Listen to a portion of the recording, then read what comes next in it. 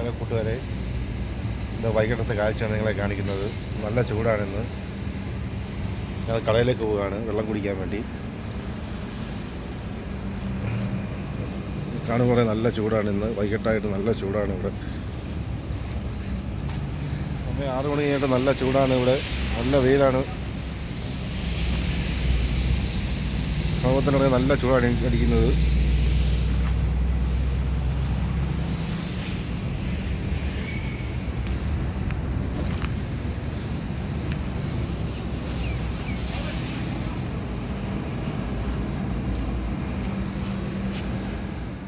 കടയിൽ പോയിട്ട് ഞാൻ ഒരു ചെറിയ ബർഗറും കൊക്കക്കോളയും മേടിച്ചു.